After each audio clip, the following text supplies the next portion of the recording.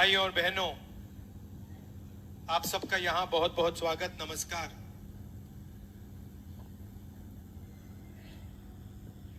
इसको हम सत्य, न्याय और अहिंसा की जमीन कह सकते हैं। बिहार को कह सकते हैं ना। और नया डेफिनेशन दिया है 21वीं सदी का।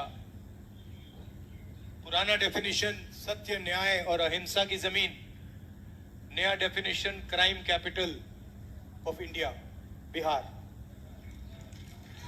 तो देखिए कहां से कहां पहुंच गए आप लोग। शुरुआत भैया, शुरुआत कहां हुई, आपकी सोच कहां कहां पहुंची। आजकल जापान की बात होती है, कोरिया की बात होती है, चाइना की बात होती है, वियतनाम की बात होती है, मगर उनका जो सोचने का आर्किटेक्चर है वो कहां से आया, वो आप लोगों ने दिया। यहां से, बिहार से सोच गई थी Tibet, Sri Lanka, Vietnam, Korea, Japan, China. तो ये है बिहार का मतलब, ये है सत्य, न्याय और अहिंसा का मतलब, का इफेक्ट। और आज ये सब भूल गए आपकी सरकार, आप लोग नहीं, आपकी सरकार ये सब भूल गई और बड़े शब्दों में बिहार को क्राइम कैपिटल बना दिया। यही बदलाव हम चाहते हैं कि जो आप पहले थे, आपने सिर्फ हिंदुस्तान को नहीं पूरी दुनिया को रास्ता दिखाया है। आपकी सोच ने, आपकी थिंकिंग ने। नालंदा में आपकी यूनिवर्सिटी हुआ करती थी, पूरी दुनिया से लोग यहां आते थे। और आज बिहार से हर प्रदेश में, पूरी दुनिया में आपके लोग जाते हैं, क्योंकि यहां पे रोजगार नहीं।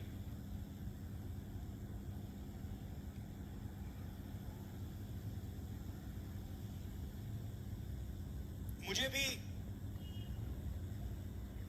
सत्य में इंटरेस्ट है।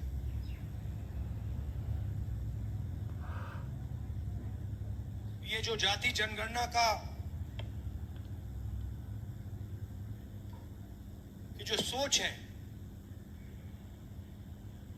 ये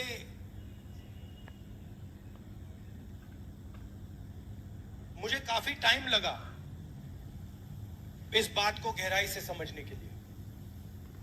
मैं राजनीति में 2004 में आया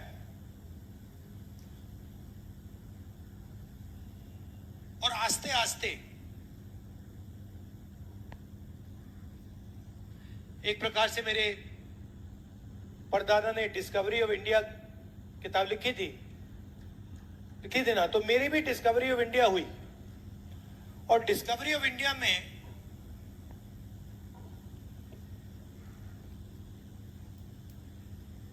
आस्ते आस्ते मुझे दिखने लगा कि जिसको हम इंडिया कहते हैं उसमें 90% लोगों की भागीदारी तो है ही नहीं, कहीं नहीं है। कोई भी सेक्टर देख लो आप, यहां पे अति पिछड़ा वर्ग की बात हो रही है, दलितों की बात हो रही है, पिछड़ों की बात हो रही है। अब 90% जो हमारी आबादी है, आप मुझे बताओ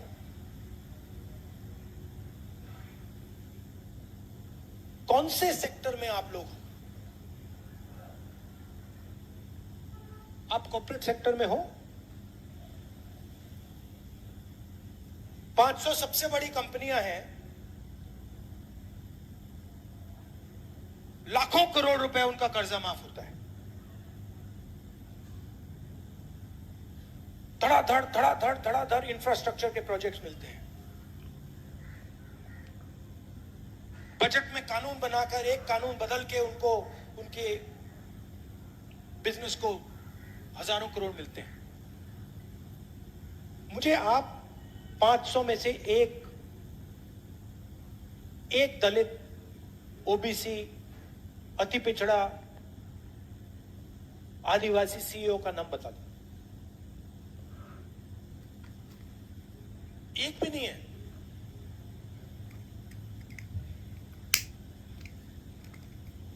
सीईओ छोड़िए, मैनेजमेंट टीम, सीनियर मैनेजमेंट, वहां मुझे दिखा दीजिए, वहां नहीं मिलेगा आपको।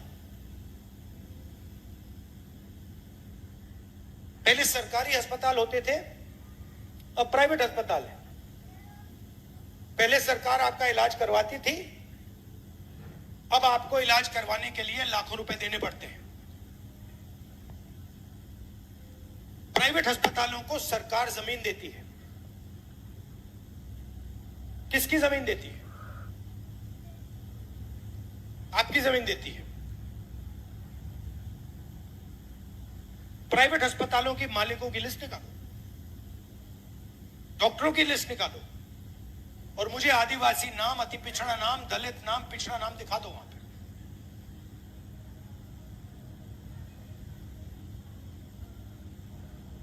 ठीक है, आप कहोगे नहीं, हमें कॉर्पोरेट सेक्टर में जगह नहीं चाहिए, हमें प्राइवेट अस्पतालों में जगह नहीं चाहिए, तो फिर मैं पूछूंगा शिक्षा के सिस्टम में बता दो।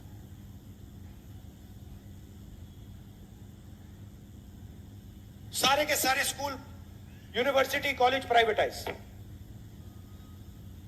जमीन आपकी।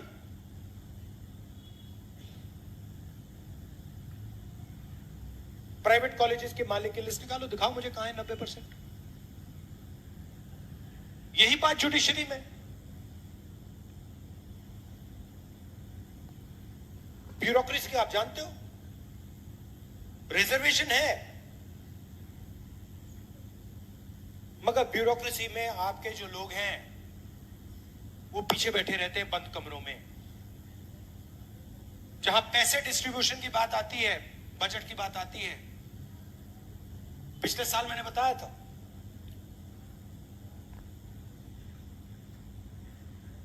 बजट 11 अफसरों ने बनाया, फोटो थी, 90% का उसमें कोई नहीं। बड़ी बड़ी मिनिस्ट्रीज को देख लीजिए,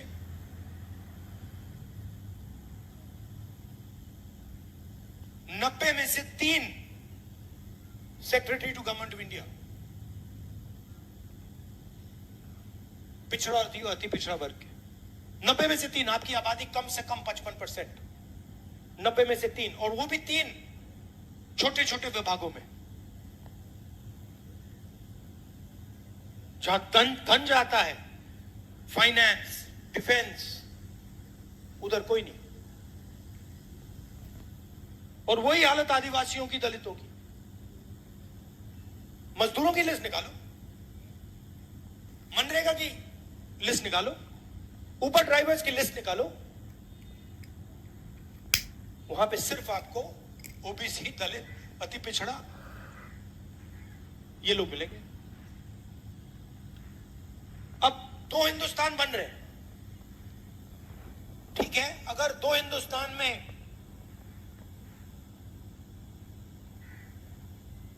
50% आपका कंट्रोल होता और 50% किसी और का, तो ठीक है। मगर आपकी आबादी 90% है और आपका कंट्रोल 5% भी नहीं है।